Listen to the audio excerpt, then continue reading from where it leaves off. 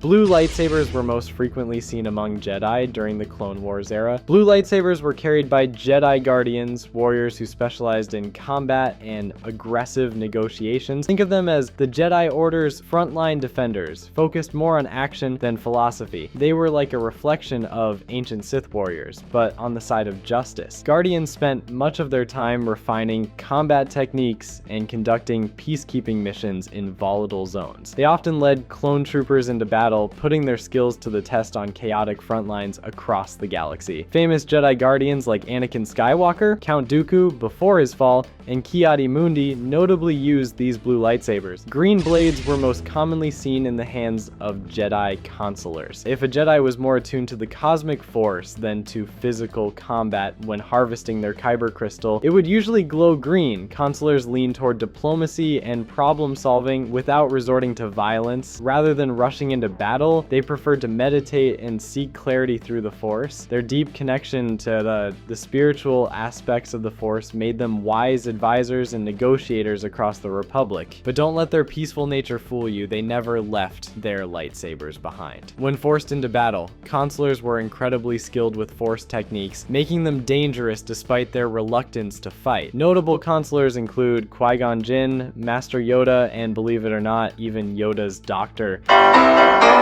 Yellow sabers were wielded by Jedi Sentinels who embodied a balance between the previous two paths. Sentinels combined the combat expertise of Guardians with the wisdom and intuition of consulars. When Jedi were chosen to become temple guards, they were required to adopt the Sentinel mindset. Palpatine considered this group to be the most dangerous type of Jedi, not because they were powerful in combat, but because they were constantly involved in public life. They could be found helping ordinary citizens, building trust and influence where it mattered most. That's why Palpatine feared that a Sentinel would be the one to bring him down. But he was wrong. Key yellow lightsaber users include the Grand Inquisitor before his fall, every Jedi Temple Guard, Asajj Ventress after leaving Dooku, and Rey. Purple and amethyst lightsabers were among the rarest by the time of the Clone Wars, and for good reason. It took a highly specific connection to the Force and a very unique personality to draw one from a kyber crystal. These crystals responded to Jedi who stayed loyal to the light, yet weren't afraid to dip into the dark side if it served a greater purpose. The clearest example, Mace Windu. Though firmly aligned with the light, Windu developed the controversial lightsaber form known as Vaya Pod, a technique that walked the edge by channeling dark side energy. A lesser known case was Hulik, a Rhodian Jedi Knight active during the Clone Wars. He too wielded an amethyst blade. Like Windu, Hulik wasn't afraid to tap into the darker aspects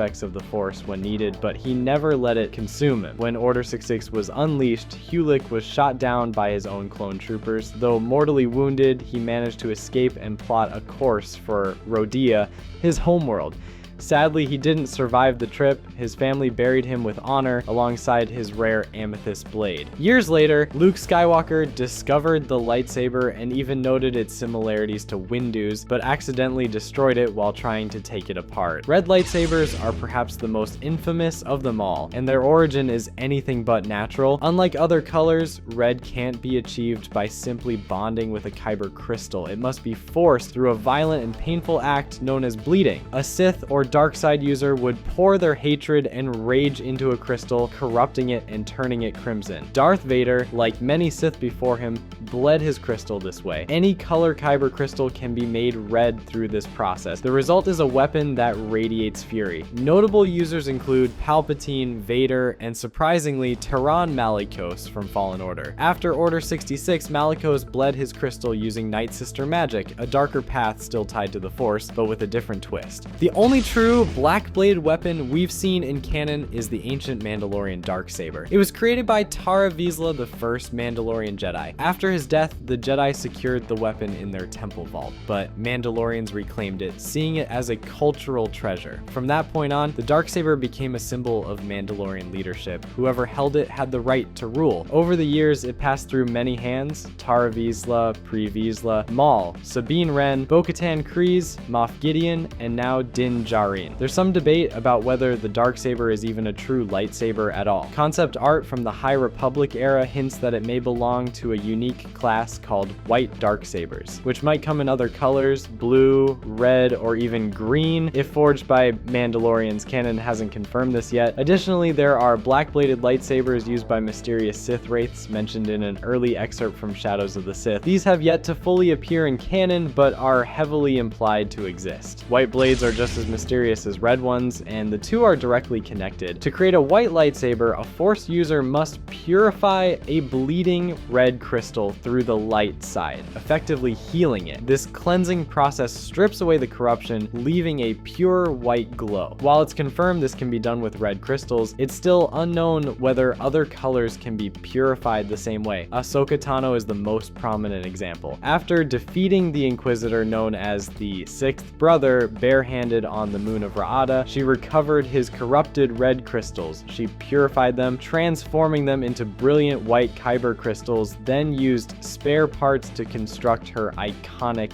twin sabers. The cloudy blue or sky blue subtle variation differs from standard blue lightsabers and has only been seen in rare cases. One notable instance is the saber cane used by Jedi Elder Terra Sinube, a master so calm he made Yoda look anxious. The cloudy blue shade only emerged when a crystal was harvested with a perfectly calm, clear mind, fully in tune with the living force. It's a fitting color for Master Sinube, whose patience, wisdom, and gentle approach to Jedi duty set him apart from many in the Order. While others rushed into battle, Sinub moved at his own pace, often slowly but always purposefully. And if you underestimated him because of that cane, well, you probably woke up on the floor. Yellow-green is one of the rarest lightsaber colors in the galaxy, seen briefly during the Clone Wars. Padawan Ahsoka Tano wielded this unique hue in her Shoto saber, the smaller of her two blades. When she first harvested the kyber crystal, she expected a pure green color, just like her original saber. Instead, it was a surprising mix of yellow and green. This shift hinted that Ahsoka was evolving, drifting away from the cosmic force and toward the living force and direct combat. It symbolized her growing balance between the traits of a guardian and a consular. And considering her master was Anakin Skywalker, well, that influence makes perfect sense. The orange lightsaber remains a mystery. In current canon, Cal Kestis is a notable example, though his use of the color came from a pre-order bonus for Jedi Fallen Order, not the actual storyline. Its meaning isn't confirmed, but there are a couple of possible interpretations. One theory is that it represents extreme selflessness, a level beyond even the Jedi Sentinels who wield yellow blades. Cal demonstrated this when he risked everything to save Prowl, knowing it would reveal his Jedi identity. Another idea is that orange could result from a failed attempt to bleed a kyber crystal red. Perhaps anger was present, but not strong enough to fully corrupt it. When it comes to orange lightsabers, Baylan Skoll and Shin Hati offer a fascinating case. By the end of Ahsoka Season 1, it became evident that neither character truly aligned with the Jedi or the Sith. While they aren't officially called Grey Jedi, their actions heavily resemble that archetype from the Legends era. Their orange blades seem intentionally designed to reflect, visually separating them from the bright blue of the Jedi and the deep red of the Sith. In the series, Baylan openly stated that he trained Shin to be something new, something greater than either faction. Though the two part ways by the season's conclusion, Baylan's motives become clear. He was driven to break the endless struggle for dominance between light and dark. With that in mind, their orange lightsabers feel symbolic, representing a middle path that canon now echoes, much like older Legends interpretations of Force users who walk the line. Lastly, there are crystals known as Fool's Kyber, which emit orange blades but aren't true Kyber crystals, so they don't technically count. Indigo is a playable lightsaber color option in Fallen Order, but as of now, no canon character has used it on screen or in literature. Its deep purple-blue hue suggests a balance between combat skill and spiritual insight, somewhere between a Jedi Guardian and Consular. Fans speculate it could appear in future stories, especially in tales exploring more unorthodox Jedi paths or forgotten Force sects. Until then, it remains a striking but mysterious blade color reserved for player customization and headcanon. Just like Indigo, Magenta appears in Fallen Order as a selectable blade color. It exists in canon, but no known wielder has been tied to it yet. Maybe it's waiting for a fabulously dressed Jedi with a flare flair for the dramatic. Until then, Magenta remains the galaxy's most stylish mystery. Bold,